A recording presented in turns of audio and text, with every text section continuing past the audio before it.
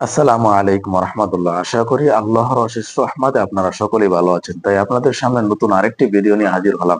ভিডিওটি দেখেন, তারপরে কথা বলবো ইনশাআল্লাহ। একটা মাল রে ভাই, মাল কঠিন মাল। ক্লিয়ার, রাস্তা ক্লিয়ার, সুপার হিরো, সব খেলাই সামলাইতে পারবে ডক্টর ইউনূস স্যার। বন্ধুরা, এত বড় একটা সুখবর এনেছি আপনাদের জন্য। যে সুখবরটা শোনার জন্য চাতক পাখির মতো তাকিয়ে আছেন, সেরকমই একটা সুখবর আজ আমি আপনাদের জন্য এনেছি। এখনো পর্যন্ত এরকম কোনো পদক্ষেপ নেওয়া হয়নি, সেরকমই একটা পদক্ষেপ এবার নিতে যাচ্ছে। জানি না কতটুকু সফল হবে, বাট তাদের এই প্রচেষ্টাকে আমি সেলিউট জানাই, কারণ এই সাহসটা অন্যদের কিন্তু নাই ভাই। ঠেলায় পড়লে বাঘে মহিষে এক ঘাটে পানি খায়, বুঝতে পারছেন? ঠেলার নাম বাবাজি। আচ্ছা, নির্বাচনের আগে পুরো বাংলাদেশকে তাক লাগিয়ে দিচ্ছে ডক্টর ইউনূস সরকার। আরেক বিরল দৃশ্য, নজিরবিহীন ঘটনা, নতুন ইতিহাস সৃষ্টি। ওসমান হাদির লাশ নিয়ে গালি দিয়েছিল যেই পুলিশ, সে গ্রেফতার হয়েছে, রিমান্ডে নিজের দোষ স্বীকার করে নিয়েছে। একজন পুলিশ উসমান হাদির লাশ নিয়ে কটূক্তি করেছিল।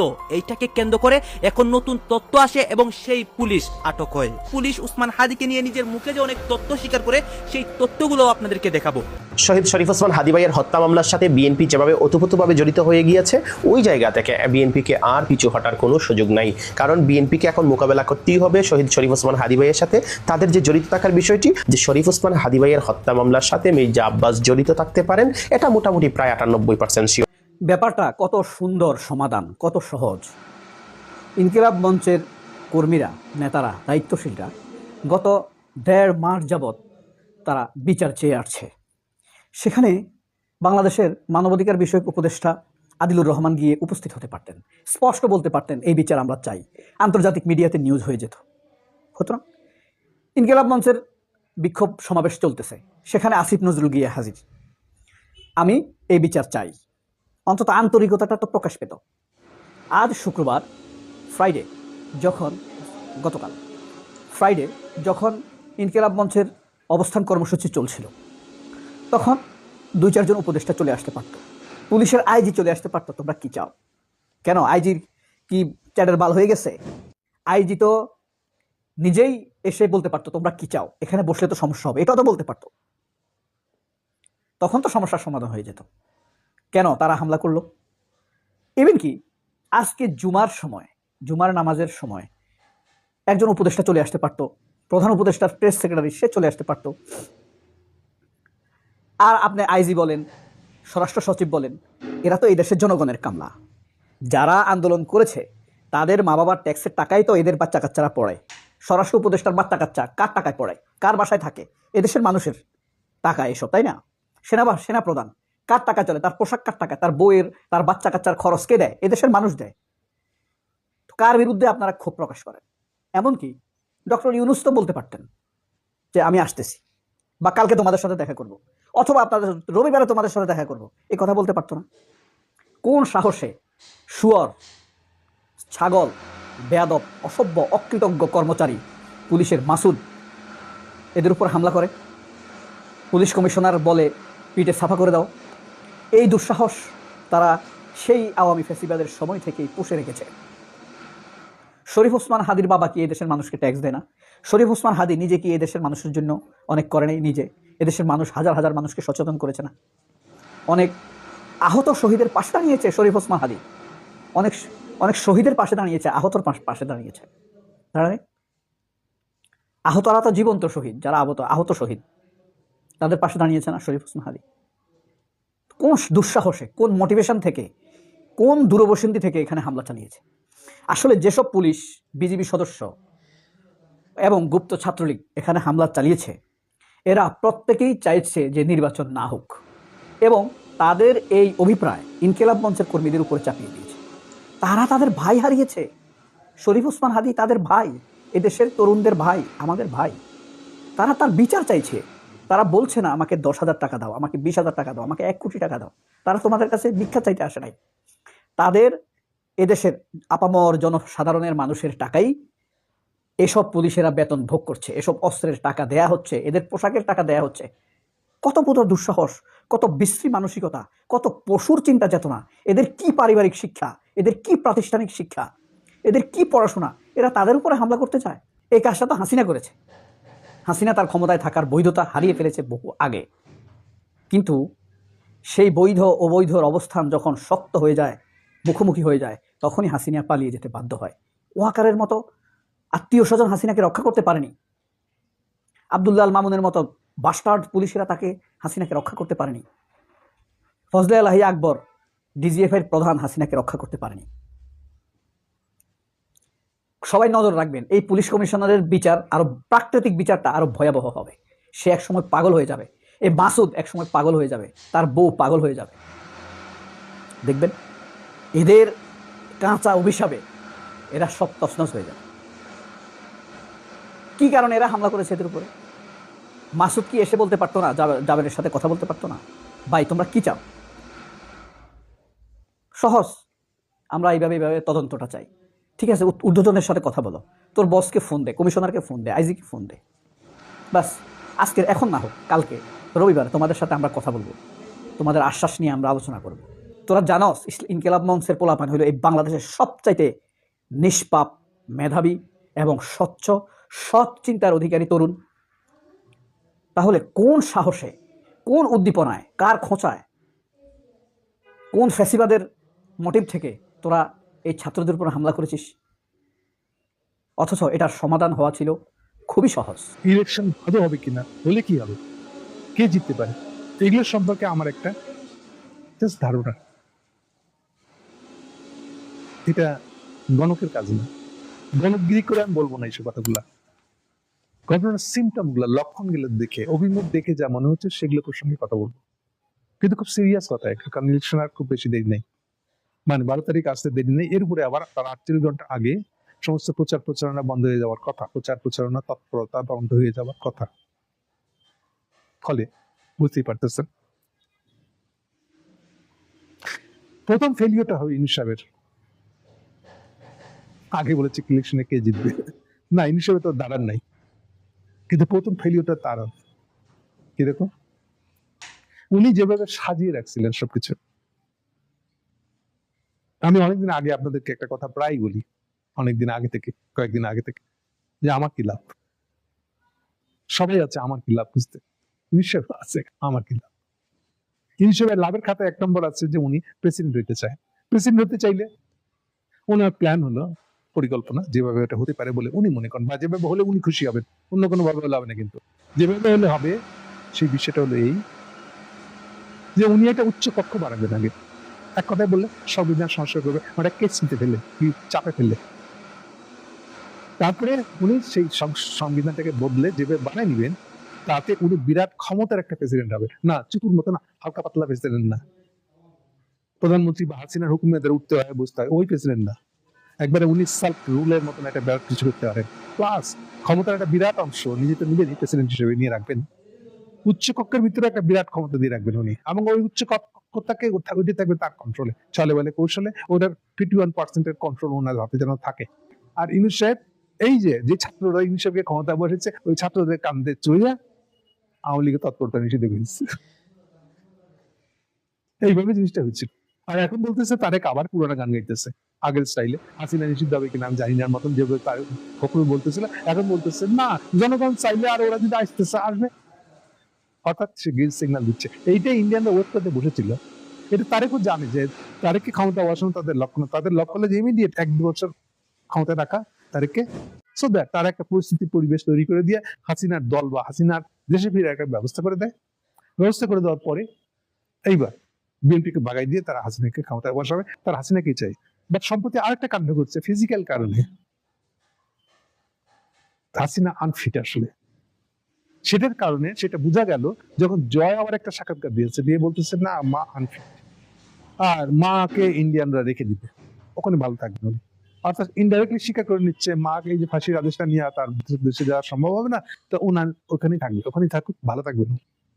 ইভেন সাংবাদিক তাকে জিজ্ঞেস করেছে তার মানে কি আপনার মায়ের তৎপরতার যুগ শেষ হয়ে যাচ্ছে, অনেকটা এরকম এক ধরনের, সেও স্বীকার করে নিয়েছে।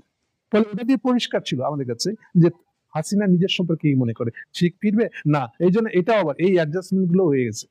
অ্যাডজাস্টমেন্টের ফলশ্রুতি হলো এই যে হাসিনা ইন্ডিয়ানদের এখনকার যার কান্দে চলে বাংলাদেশে ফিরবে, তারা আবার আওয়ামী শাসন কায়েম করবে, সেটা হলো জয় অথবা পুতিন, এবং তাতে আবার গ্রিন সিগন্যাল দিয়ে দিল আরেক। কিন্তু আসলে কি ব্যাপারটা এত সহজ? তাদের ঠিক করে দিবে হাসিনা ফিরতে পারবে কি পারবে না। আচ্ছা, সে একই প্রশ্ন, তাহলে তারেকেই কি লাভ? এই প্রসঙ্গে খুব সরাসরি একটা উত্তরটা দিই এবার। ইলেকশনের তারিখ হিসেবে আর হয়তো 2 দিন 4 দিন। আজকে অলরেডি 7 তারিখ, 8, 9, 10, 11, 4টা দিন, তার মধ্যে 48 ঘন্টা তো বাদই। ইলেকশন যদি হয়, ইলেকশনের ফল কি হবে? যদি হয় তাহলে ফল কি হবে? আরেকটা প্রশ্ন হল, ইলেকশন হতে পারবে?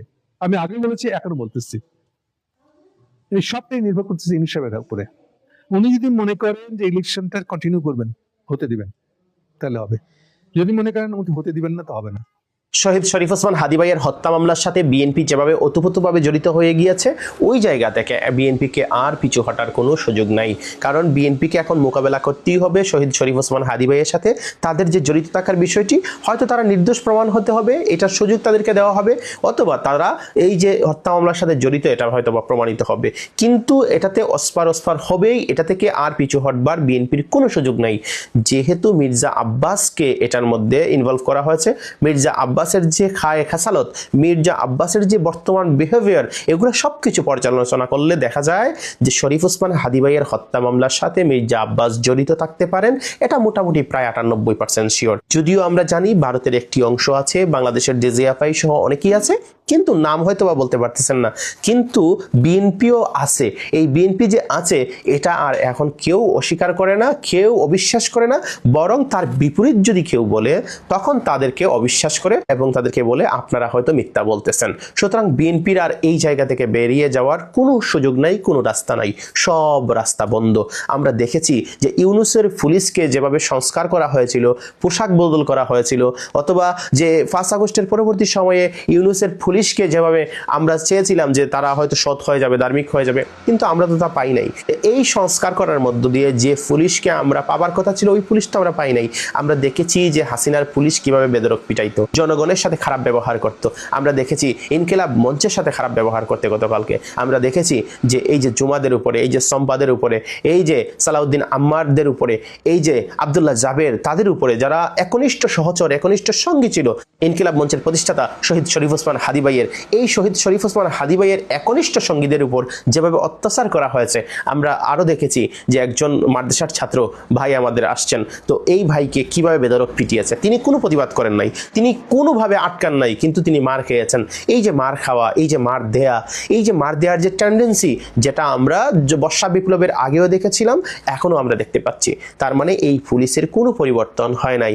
এই পুলিশ দিয়ে এই যে একটা মেটিকুলাস ডিজাইন করা হচ্ছে, এখানে বিভিন্ন পক্ষ কিন্তু জড়িত হয়ে গিয়েছে। আমি একটা ভিডিওতে আলোচনা করেছি, আপনারা হয়তো দেখে থাকবেন। হাসিনা সহ ভারত চাচ্ছে যে এই যে নির্বাচন সামনে, এই নির্বাচনকে যেভাবে বানচাল করা যায়, বানচাল করবার জন্য এই শান্তিপূর্ণ আন্দোলন সমাবেশের মধ্যে কোনোভাবে যদি একটা লাশ ফেলে দেওয়া যায়, 2টা লাশ ফেলে দেওয়া যায়, তাহলেই তো খেলাটা ঘুরে যায়। সবাই আবেগপ্রবণ হয়ে রাস্তায় নেমে আসবে, নির্বাচন বানচাল হয়ে যাবে, শেষ। এই যে আওয়ামী লীগ ছাড়া নির্বাচন করা হচ্ছে, এই আশার পূর্ণ হবে না। পরবর্তী সময়ে হয়তো অনেকগুলো প্রসেস থাকবে, অনেকগুলো আন্দোলন হবে, এটার মধ্য দিয়ে আওয়ামী লীগও এই নির্বাচনে ইনক্লুড হয়ে যাবে। সুতরাং তারা কিন্তু তাদের অস্তিত্বকে টিকিয়ে ফেলবে। এই যে মেটিকুলাস ডিজাইন, যেখানে আমরা রয়টার্সকে দেওয়া সাক্ষাৎকারে দেখেছি তারেক রহমান বলেছেন যে আওয়ামী লীগের যারা আছে তারা রাজনীতি করতে পারে, কোনো সমস্যা নাই। এই যে উদারপন্থীতার মধ্য দিয়ে আমরা দেখতে পাচ্ছি বিএনপির যে মুসলেখা দেওয়ার যে সিস্টেমটা, যেখানে বিএনপি ওই যে ভারতের কাছে বর্গা দিয়েছে তাদের বিবেককে, তাদের বুদ্ধিকে, তাদের আত্মসম্মানকে, বলেছে বাবারা আপনারা যেভাবে বলবেন আমরা এভাবে কাজ করবো। তো বিএনপির কাছে ভারতের আসলে চাওয়ার জিনিসটা আসলে কি, পাওয়ার জিনিসটা তাদের কি? এটা হচ্ছে যে আওয়ামী লীগকে পুনর্বাসন করতে হবে, আমাদের আধিপত্যবাদ বিস্তার করতে হবে এবং আমরা যেভাবে চাইবো এইভাবে বাংলাদেশ চলবে, ব্যাস। আর কোনো ক্রাইটেরিয়া তাদের নাই। সুতরাং এই জায়গাতে বিএনপি যে মুসলেখা দিয়েছে সেটা তো দিনের আলোর মতো স্পষ্ট। তো এই জায়গা থেকে তো আর পিছপা হবার কোনো, দানাই পানাই করবার কোনো সুযোগ নাই। সেক্ষেত্রে বিএনপি কিন্তু শহীদ শরীফ ওসমান হাদী ভাইয়ের মৃত্যু থেকে, ওই যে হত্যা মামলা থেকে রেহাই পাবে, এরকমও কিন্তু কোনো ওয়ে নাই। আমরা দেখেছি যে এই যে পুলিশ যেভাবে বেদরক পিটিয়েছে, যেভাবে মেরেছে, এটা আসলেই হতাশাজনক। এটা আমরা তীব্র নিন্দা জানাই। এই পুলিশ তো আমরা চাই নাই। আওয়ামী লীগের মদদে, বিএনপির মদদে এবং ভারতের মদদে এই জায়গাটাকে একটা রণক্ষেত্র তৈরি করে নির্বাচনটা কিভাবে বানচাল করা যায়, এই মেটিকুলাস ডিজাইনেই এগিয়ে যাচ্ছে। যদিও বিএনপি মুখে মুখে অনেক কথা বলতেছে যে যদি নির্বাচন বানচাল হয়ে যায় আমরা কিন্তু দেখে নিব, রুখে দিব। আসলে ঘটনা হচ্ছে যে বিএনপি এখন বুঝে গিয়েছে তারা সরকার গঠন করতে পারবে না। কেননা বিএনপি বুঝে গিয়েছে জামাত জামাত ইসলামের যে আকাশচুম্বী জনপ্রিয়তা তৈরি হয়েছে বাংলাদেশে, এই আকাশচুম্বী জনপ্রিয়তা থেকে তারা কখনোই নিস্তার পাবে না। এই নিস্তার না পাওয়ার কারণে বিএনপি একদম গুহারা হারবে নির্বাচনে এবং জামাত ইসলামী সরকার গঠন করে ফেলবে। এই জায়গা থেকে এখন নিস্তার পাওয়ার সম্ভাবনা কি? নিস্তার কিভাবে পাবে? একমাত্র পথ এবং পদ্ধতি সেটা হচ্ছে যে কোনো মূল্যে নির্বাচন ঠেকাও। নির্বাচন ঠেকালে পরেই আওয়ামী লীগ আসবে, বিএনপি টিএনপি সবাই মিলে একটা জগা খিচুড়ি মার্কা নির্বাচন দিব এবং আমরাই বাংলাদেশটা চালাবো।